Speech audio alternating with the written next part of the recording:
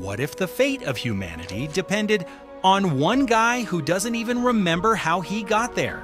All right, let's talk about Project Hail Mary, a massive sci-fi gamble starring Ryan Gosling, alone, in deep space, with the clock ticking on Earth itself. And here's the wild part. This movie doesn't play like typical sci-fi, not even close. At its core, this is a survival story, but not the usual fix the ship, breathe oxygen, don't die kind. This one starts with confusion, total confusion.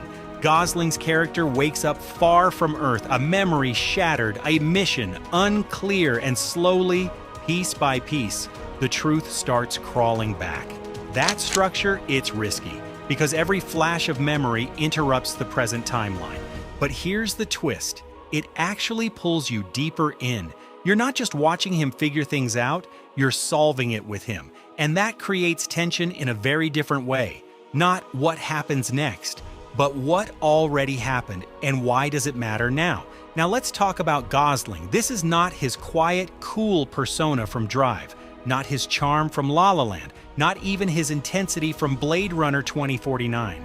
This is something else. He's funny, awkward, panicked, human, and here's the key. He carries almost the entire movie alone. That's incredibly hard to pull off, but it works, because the film doesn't just rely on spectacle, it leans heavily into personality, and then something changes.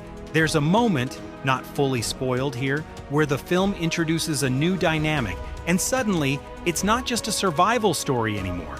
It becomes about connection, communication, trust, cooperation, and that shift, that's where the movie really takes off. It adds warmth, humor, even a bit of wonder. It starts to feel less like cold science and more like a story about companionship in the most unlikely place imaginable.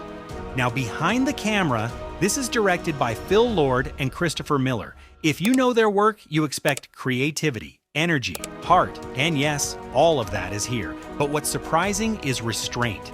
They don't overcomplicate the visuals. They don't drown the film in effects. Instead, they let moments breathe. And that's rare for a $200 million space movie. Speaking of visuals, the cinematography, handled by Greg Fraser, feels grounded. Even when things get cosmic, it still feels tangible. Not floaty CGI chaos, real, physical, weighty, and that matters. Because when the environment feels real, the stakes feel real. Now let's talk pacing, because this is where things get slightly messy. The film runs long, and near the end, it feels like it hits its emotional peak, then keeps going, then tries to hit it again. It's not a disaster, but it slightly dilutes the impact, like telling a powerful joke twice. Still good, just not as sharp. But here's a thought, a new angle you might not have considered. This movie might not actually be about saving Earth. It looks like it is, but underneath, it's about identity. Who are you? When everything familiar is stripped away, when you don't remember your past, and when you're isolated beyond imagination, what defines you? Your knowledge, your instincts, or your choices in the moment? That's what the film keeps circling back to, and that's what makes it stick. So here's the big question.